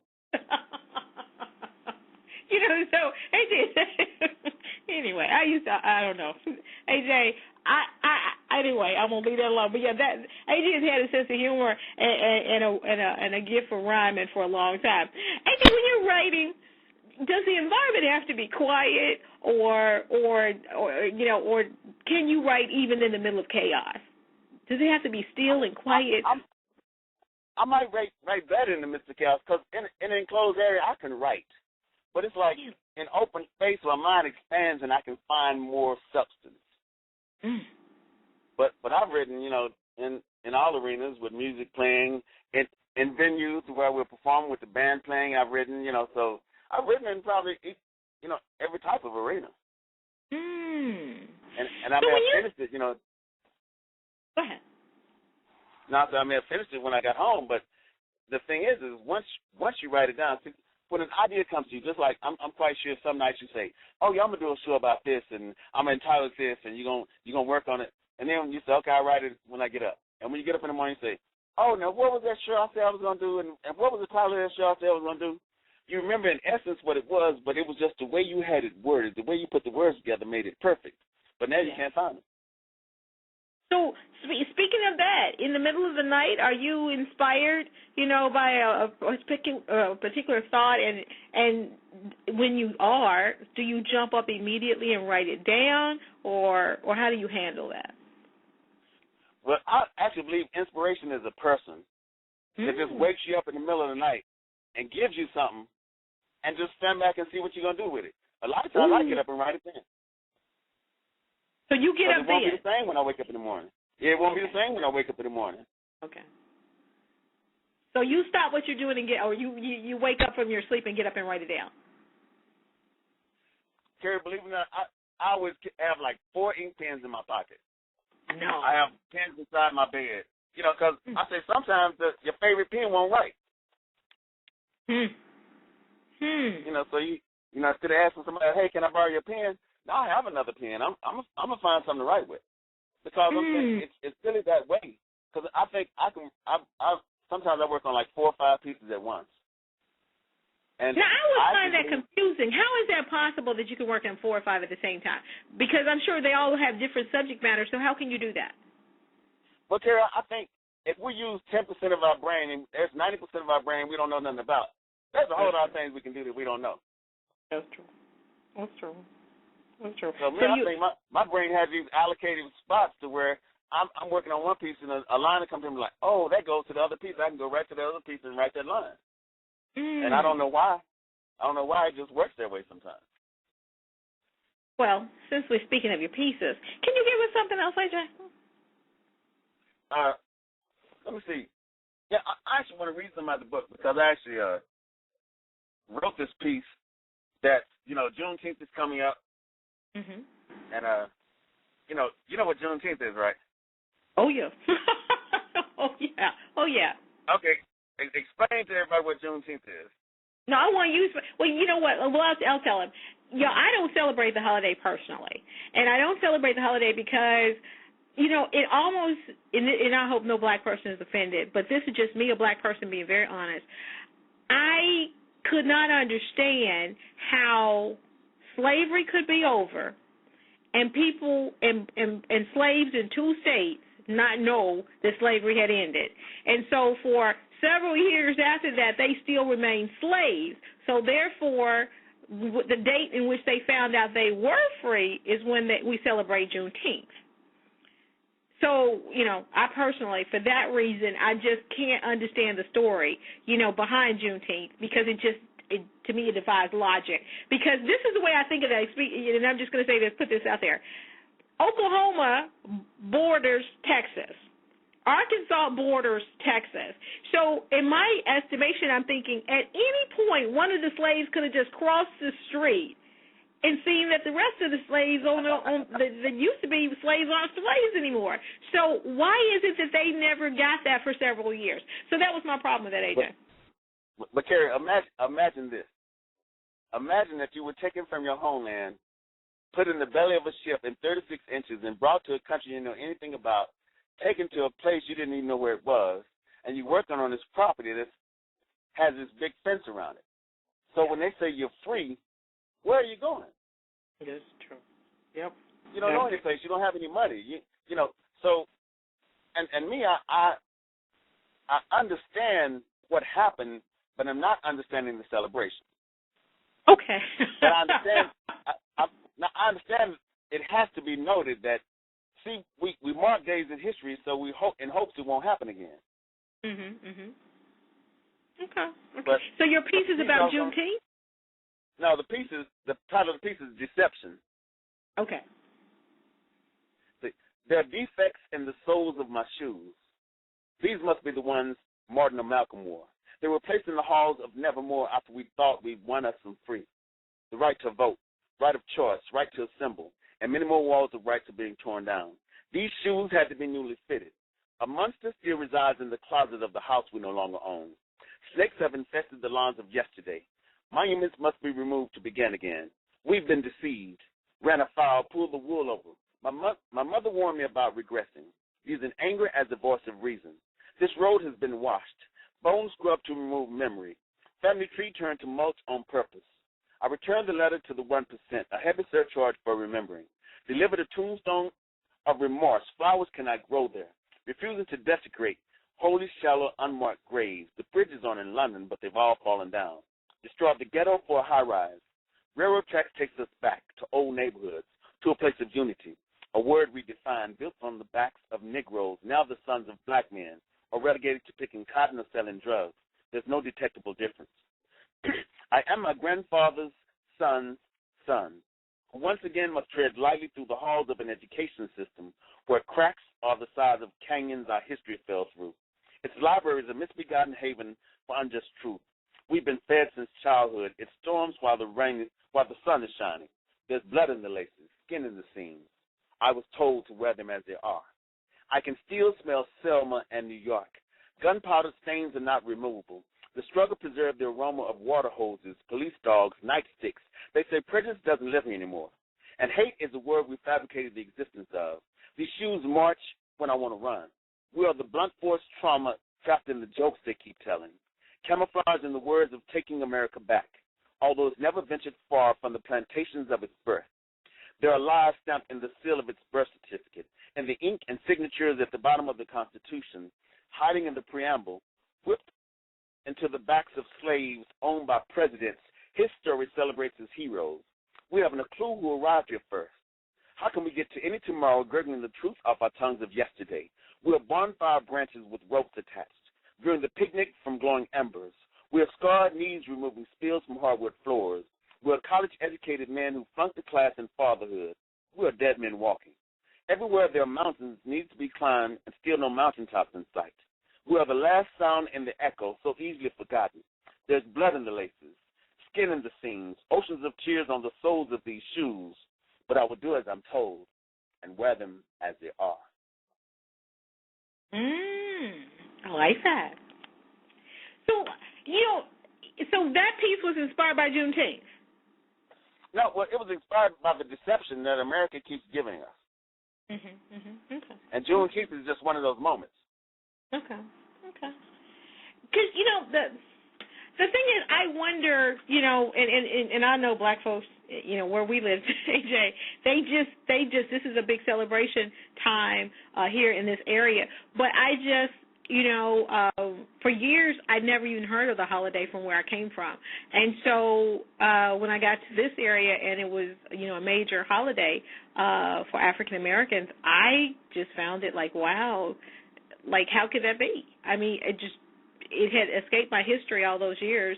I was in adulthood when I first heard of the Juneteenth celebration, and I was just blown away, like how can that be? And so, that's just what that is, y'all. And I hope no one is offended by that. But I'm just being very truthful and I'm being transparent tonight, and that's just how I felt. But AJ, let me ask you this. So, you as a poet, are there other, poets that you admire or look up to? Oh, there's a lot of poetry. See, my mind is different because I remember I remember most of the poets' pieces that I like that has some substance in it. Like there's a friend of mine in town. Her name is Janine Livingston. She's probably the coldest poet I know, and she actually won the individual championships, the co-champion of the Indie World Championships of slam poetry. But they didn't really acknowledge her, so it was like, to her it was a slight, so it was hard for her to get past that. But she is a great poet, and there's other poets in the Metroplex. There's poets from all over the nation, and a friend of mine, Shane Corzan, he actually wrote a poem that he did last year in the Winter Olympics. He opened up in Canada when he came out of the top of the little thing, top of the parade, and did a poem for Canada. at the opening ceremony of the Winter Olympics, and you see poetry gravitating to these levels that nobody thought it would be. But the poets that are writing have such substance, warranting that type of media attention. Wow. So, poetry is I've heard some great pieces, y'all. AJ's included in that group. That said, when you listen to some of the music out here today, does it ever make you wonder, like, why didn't they get somebody to write something for them? I mean, why are they writing about that? And we talked earlier about it being dumbed down, but don't you listen to some of the lyrics today and you see no craft in the way the songs are put together at all? Just no depth, no. I hate to say this, but I'm in agreement with you, because a lot of times you hear the hook, and the hook is basically the whole song. The whole song. The whole song with the bass beats, and then a lot of the rappers, they make up words in the process just so it'll rhyme with whatever they said last, and it's overlooked. It's overlooked by the people, jamming to it. They say, "Oh, he made this word up." That's not a word. This is true. But it's amazing what people will accept. I mean, it's just, I don't know. We've lowered our standards so much that, they can just really pretty much with music throw anything out there. And then you listen to a great poet and you're thinking, that needs to be a song. There's so much depth to it, and you just rarely see that in music at all. I mean, you just don't. But, it is what it is. But, AJ, isn't it true that colleges are offering creative writing as a degree plan now? Yes, they do. And not only that, they have an MFA that's a master's, but it's basically for creative writing. Whoa, a master's? It's an MFA. It's called MFA. And a lot of people are actually, taking that, getting a degree, and basically getting a degree in creative writing. And that's why I say poetry has reached this level, because I think now it's understood that being able to teach somebody to write is being able to give them an outlet for their emotions, because a lot of people wouldn't have to go to therapy if they wrote, if they kept a journal. So you feel like when you're in a hard period or trying period that your writing is therapeutic to you? I'm saying writing saved my life. No. Yeah. Really? Because the thing is, okay, like, just a little bit of my head. I worked for Vought Aircraft for almost 20 years, making grand theft money. Then I was injured on the job, had 5 back surgeries. But each time I was at Vought, I created a gospel choir, I directed the choir. Every program they had, they wanted me to write a poem for the program. So I was this hourly worker hanging out with the VP of Human Resources, because every time she had something going on, she wanted my creative input. And everybody else was angry because this elderly white lady would always come down and get me to go somewhere else when they say, you're supposed to be building airplanes. I'm like, well, talk to her. I didn't come and get me, and they didn't like that. But the thing is there's always a space for you, even though you don't know it's your space. Always. I can hear that.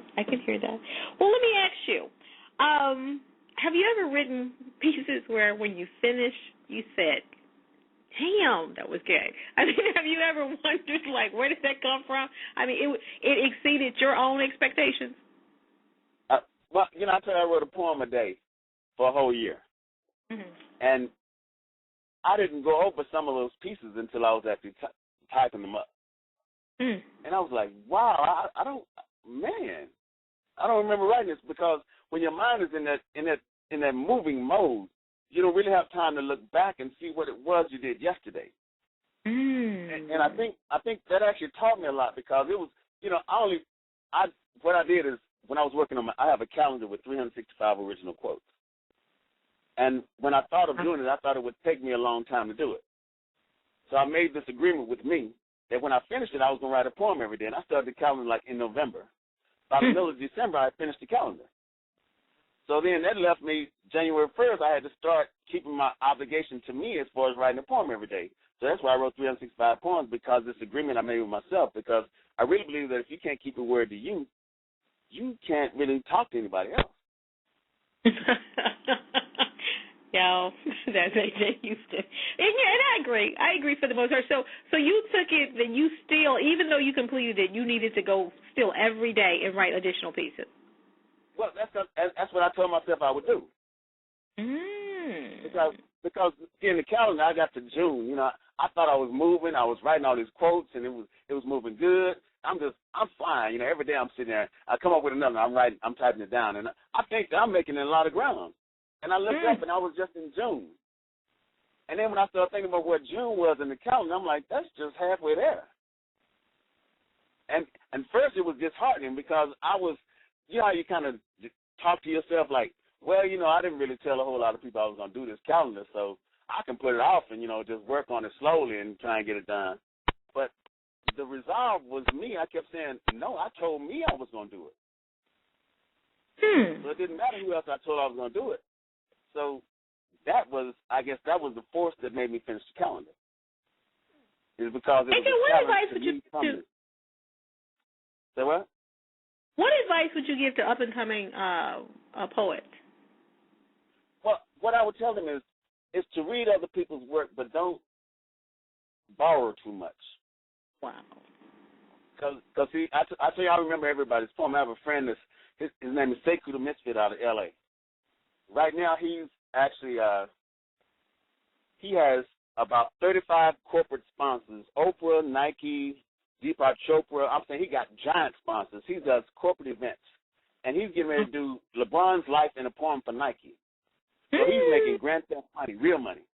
And I'm saying one of the favorite lines he has in one of my favorite lines he has in one of his poems. He says, "I give spare change to the beggars on the street on the condition that if I'm standing here begging tomorrow, you better hit me back."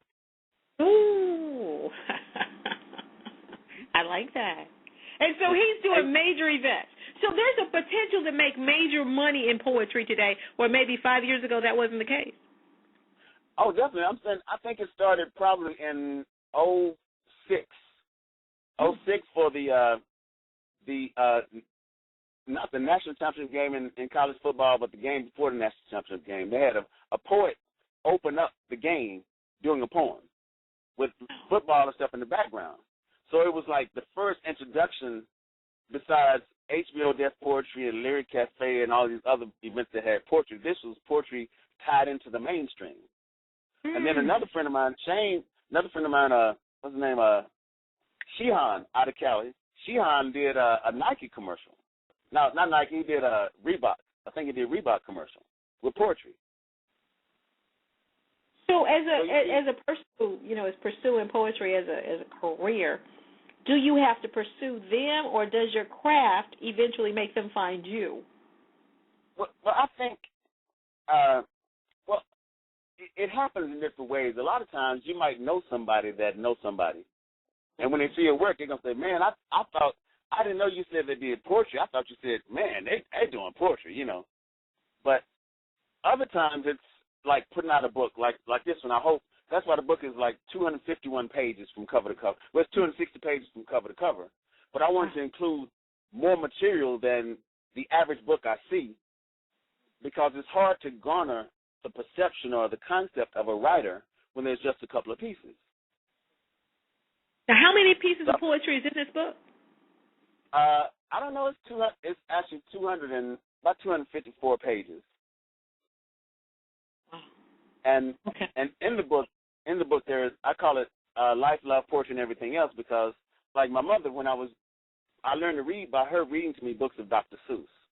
So I have a prose piece in the book called My Mother and the Professor, which is me paying homage to her for teaching me the difference between a doctor and a professor, because, you know, a lot of preachers in the pulpit have doctor behind their name. Then when you go to the doctor to get your shots, that's a doctor. But all these people, you know, so Dr. Seuss, you didn't know if he was a doctor that was going to give you shots or a preacher behind the pulpit, but it was all these things, and Dr. Seuss created such characters from nothing. Wow. So, you know, you ask anybody the cat in the hat, you automatically see the hat. You see the big hat with the stripes on it, real tall, and he created that. So me growing up seeing somebody create everything from nothing means that words have such power that you have to kind of wrangle them or ride them to make them be what you want them to be, in order to be anything with words. Wow. Before we close out tonight, can you give us one more piece from the book? And we ain't gonna ask for no more, y'all. We're just gonna have to give it 3, and we ain't gonna ask for no more. We promise. Give us one more piece. Okay, I have a daughter that was a captain in the military in Iraq. Mm-hmm. They just retired her a couple of months ago, and she's not that old, but she has PTSD. So to me, they were actually retiring her because it was like the Army tries. They're not relinquishing their duties of you, but to be retired, it's like, okay, we have all these other facilities that can take care of you. And my son, he just got back from Afghanistan in March of this year, his second tour. So, and I was in the Army, so I wrote this poem basically about this string of, I guess, family relations, and trying to get other people to understand. The title of the poem is Paid in Full. I'm not for sure how many pair I've owned, but the last pair, I must have walked the spit shine off. Somewhere between Stuttgart, Germany, repairing helicopters in the deep woods of Arkansas. A dusty, worn, Nilurica pair of boots resting in the bottom of my duffel bag. Name and serial number barely visible, but would gladly trade them in, laced tight on my feet if I could be the replacement for my sons or daughters' next tour in Iraq or Afghanistan. Not all of this free America agrees on the price we paid for freedom. The one thing we can agree on is that freedom ain't never been free. I love the way in spotlight and on stages, your tongue dangles like a rope on the branch of an oak after a hanging, so loose and so free. Spit those words, but know for history's sake, millions traded limbs, nightmares, and breath. So you can stand there, rant, rave, filibuster, and scream those words you sound so sure of people you've never really met, events you've never witnessed. It just sounds good to say. I adore how freedom sounds so clear, racing through speakers, bouncing off walls and open mics. My daughter has PTSD, but you can never feel it in her hugs. And my son arrived from Afghanistan healthy in one piece, unlike some parents I know who proudly display a medal of honor and a folded flag in lieu of smiles. So those things you think are so important doesn't hold the weight of an empty body bag. I love the way your political parties and your team pieces look. When you interlock your arms, feet, rhythmically moving, and talk about this disgusting dirt on any free town in these United States. I'm sorry your political parties and your poetry venues are feuding. It just doesn't sound like war to me. But you will never see the big picture if I created it in 4D. But there are troops like sentinels watching over you while you sleep so you can wake and be angry at someone else for nothing. I love the way your mouth opens and your hold of words glide from side to side so fluidly, making me feel like you paid for some free, or have a freedom card in your wallet for credit on the freedom yet to use. I told my son to watch his back when he arrived overseas. Should have told him the streets in this America are much more dangerous because too many people think they pay for freedom themselves. No matter how many pages we write as a collective, there's still more blood than ink seeping into soil on foreign lands from soldiers and those fighting with them. Now tell me again how you hate this Congress, this government, this president. It has to feel good to get it off your chest. I love the way your tongue unties like nooses. Wish your words didn't sound like ropes with skin still present. I bet your ancestors, I bet your forefathers, I bet your ancestors would be proud of their gold, platinum, diamond-encrusted freedom chain around your neck, your ankle. Let me see your expensive freedom watch one more time. How many tongues, how many lives did it cost? We can never use a moment of silence as paying homage for one life lost. If we use the quietest payment, we would cease to speak. Reversing time is just a simple wish for suckers, afraid to take one step into the now and be real with. So I dusted off my size 11 to show that I'm ready. Completely aware all the freedoms we use so freely ain't never been free. Ooh, I love that. I love that. So how that piece seems like it has a lot of emotion attached to it. So were you a little angry when you wrote it, or a little disappointed with how things went down I think it was all encompassing because I was looking at having the first black president and having the full Republican Party sign a blacklist, agreeing to not do anything to help him help Americans. And it wasn't that they didn't want Americans to get help. It was that they didn't want to be in agreement with this black man. And I had that problem. And then seeing that George Bush started the wars and that we had all these soldiers over here dying, and there was no weapons of mass destruction in Iraq, and bin Laden was supposed to be in Afghanistan or wherever he was, but all these things were going on, and we losing all these soldiers and all these children, and then the people weren't being taken care of when they got back. It was all these things all rolled up in one that it just reminded me of the time of, like, right after slavery, when there was nothing that could be done to the people that were supposed to be recently freed. And it's not just us, because the women were still fighting for the right to vote, and they didn't want women to vote after they got the right to vote. Right. So there's always been this step and stage of getting what you were supposed to get from whatever constitutional amendment or whatever was written in these papers that you didn't get, because when they said all men are created free, there was still this three-fifths amendment that we were still three-fifths of a human being. And then the voting rights still need to be ratified every, 15, 20 years, whatever? Something like that. So we as blacks in America, we can vote, but they still have to ratify our voting rights. It's not law. That is very true. That is very true. AJ, last question. How do you come up with the titles to these pieces? Well, it's an interesting concept, because when I see what the piece is about, because sometimes I might come up with a title, write the piece, and change the title. Sometimes I might come up with a piece and then think about it and write the title. But I guess, from my high school teacher, I told you earlier, she said, a poem should not say but be. So I guess my whole thought process is that the only thing I want you to get from the poem that I wrote is what the title said you should get. Okay. Well, AJ Houston, tell them how to get to your website and how to buy your book. Well, actually, I have a book release page on Facebook, and it's book release for Making It. And my name is AJ Houston. My email is ajword, W-O-R-D, artist, A-R-T-I-S-T, @gmail.com, so you can find me. I'm actually hosting an event down in Cobb Park in Fort Worth tomorrow, a Juneteenth festival. And I think I'm performing at the Soul Fest tomorrow night in DeSoto. And there's a slam every Tuesday night at Barcelona's at 511 Houston. That's on the corner of 5th and Houston. There's Natty Roots every second and fourth Wednesday. It's on the corner of Cooper. Yes. You didn't tell them what city that was?